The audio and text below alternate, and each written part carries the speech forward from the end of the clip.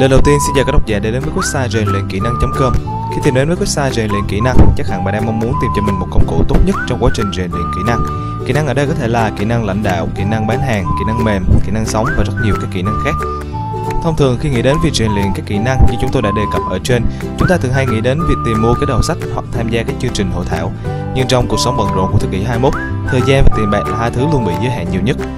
Với sự ra đời của website rèn luyện kỹ năng.com, chúng tôi mang đến cho bạn một công cụ tốt hơn trong việc rèn luyện kỹ năng của mình, đó chính là các DVD rèn luyện kỹ năng.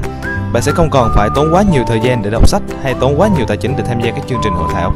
Chỉ cần bỏ DVD vào đầu máy, ngay lập tức bạn đã có thể tận hưởng những thước phim quý giá được chia sẻ từ các diễn giả nổi tiếng tại Việt Nam và trên thế giới.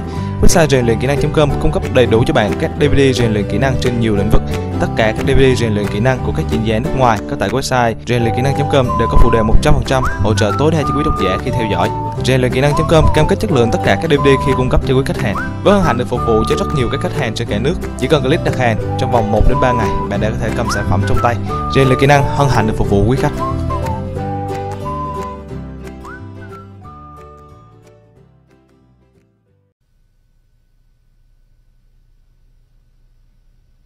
On behalf of Avery Dennison, I can tell you it's our pleasure to sponsor this morning's keynote speaker.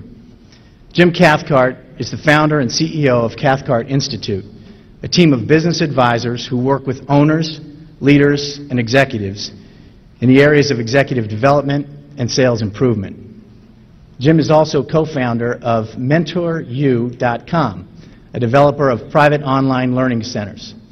He's the author of 13 books, including 2 bestsellers, Relationship Selling and The Acorn Principle. In the year 2000, the ebook edition of The Acorn Principle was the #2 national bestseller out of 2,000 titles. In case you were wondering, Stephen King was #1. But there's another side of our speaker which is even more interesting. He's also been a nightclub singer, psychological researcher, bill collector, motorcycle salesman, banker, insurance agent, director of training, meeting planner, association executive, and an internet business owner. He may not be able to hold a job, but I hear he can really hold an audience. Ladies and gentlemen, please join me in welcoming this morning's speaker, Jim Cathcart.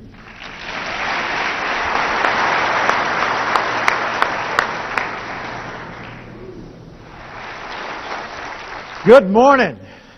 What I'd like to talk with you about is relationship selling, but not just the concept of relationship selling, because that's pretty much what you do. That's the way you operate. That's the kind of people you are. Relationship selling for a new era. I wrote the book Relationship Selling back in 1986. And when I wrote it, it was considered kind of controversial. You know, people would say, well, wait a minute, Cathcart. Relationship selling? That's an oxymoron. Choose. Which word do you want, the relationship or the sale? Well, let me ask you. Which is more important, the relationship or the sale? How many would say the relationship? Okay, that's 2,705. All right? How many would say the sale? Okay, we've got a few bold hands up for that. All right. If you build a relationship and you don't get the sale, in round numbers, what's that worth to you? Okay, so a relationship without a sale is just a social acquaintance, right?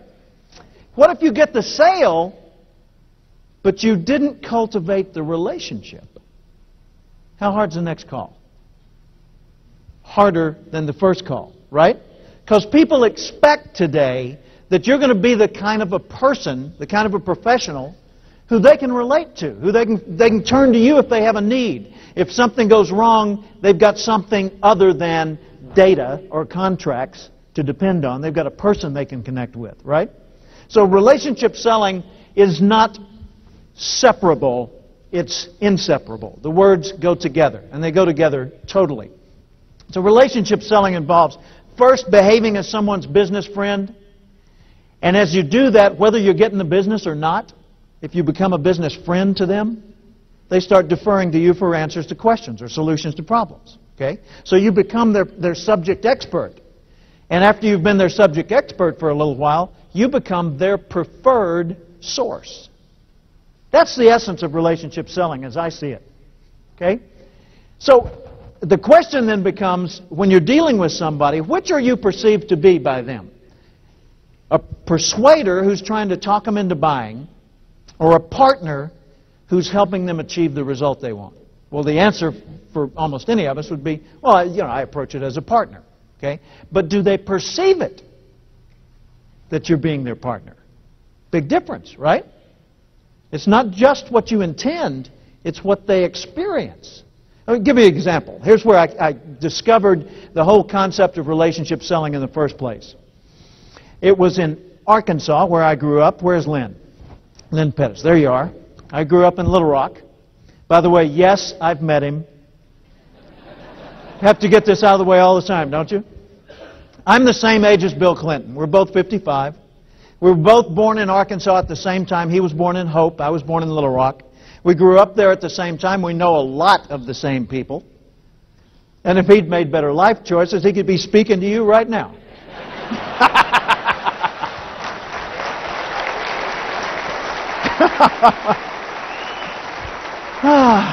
But I got the better job. Yes. But I grew up in Arkansas, and back in 1968, I was working for GMAC. I was a field representative. Translation, bill collector.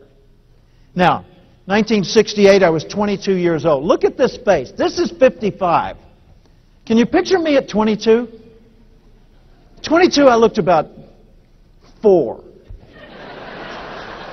I always had the rosy cheeks, didn't have gray hair back then. I was kind of a baby face. And what I was doing for a living was repossessing log trucks in the hills of northern Arkansas, up around Mountain View. On a typical day, I'd drive down some deserted logging road. I'd get back in the woods. I'd find this big truck I'd been looking for. I'd park my company car, and I'd kind of swagger over the truck. I'd stand there, I'd look up at the cab, and this big hair-covered creature would come down out of it. I'd look him square in the chin, and I'd say, "I'm here to get your truck." And he'd say to me, "Boy, I don't know if you've noticed from down there, but we're alone in these woods." I'd say, "Yes, sir," and I'd go back to the company car. And they'd say, "Look, just go away and leave me alone." I'd say, "Hey, no worries, Mac, I'm out of here." And I'd start to drive off. I'd pause for a second and say, "Excuse me, but one last comment before I leave. I'm the last nice guy they plan to send. See ya."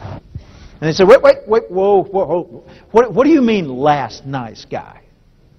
I said, "Well, after me, it gets kind of ugly. They send these big bruisers with guns and sheriffs. Not a pretty sight." And they said, "Well, what are my options?" And I'd say, "Set the gun down." And, on 3 occasions, that literally was the case. And I'd show them what their options were. And 9 times out of 10, I'd either get a partial payment if they had it, or a payment. Or if they didn't have any money at all, what they would do is they'd drive the truck back to the dealership. I couldn't operate those things. And I'd give them a ride home. So I did okay as a bill collector. I didn't like the work, but I did all right. Now, the guy who took over after me didn't do as well. His name was Pete Smith. Now, Pete Smith made a serious tactical error. He went directly from the Marine Corps into bill collecting. How many Marines have we got in the room? Let me see the hands. Yeah, I used to ask how many ex-Marines we had, and then I found out it's a permanent condition. Once you're a Marine, Semper Fi, always faithful. Okay, so Pete comes out of the Marines. Now, Pete made the mistake of believing his drill sergeants. He thought he was invincible. So he goes out on the job with that attitude that he had in boot camp. And the first day on the job, well, not first day, first week on the job, he called on Monroe. Not Monroe, Monroe. Now, Monroe had been giving me partial payments all the time. Maybe he was always paying something, but he was always behind on his overall account. And I'd put up with it. Well, Pete decided it was time to clean up the account. So he goes out to Monroe's house, 7 o'clock at night in the dark, in the poor part of town. up around Newport, Arkansas. Goes out, bangs on the door, yells out some kind of a challenge, which Monroe accepted. You're ahead of me. Monroe stepped onto the front porch. Pete said something like, all right, Smith's a name, credit's a game. I want your money, your wife, your car, or your life. You make the call. Those weren't his words, but I guarantee you that was the attitude. Monroe reduced him to a quivering lump of flesh. It took him about 15 seconds to beat Pete Smith to a pulp, and then he disappeared with the truck, never to be seen again. Pete, in the meantime, went into the Newport, Arkansas hospital for 14 days. That's a long stay, folks. And I looked at that and I thought, now that's the same guy who was giving me payments. What's the difference between Pete and me, other than current condition? Thought maybe it's education. So I went to our personnel file and I looked, same education. Okay. I bet it's training. So I checked our training records.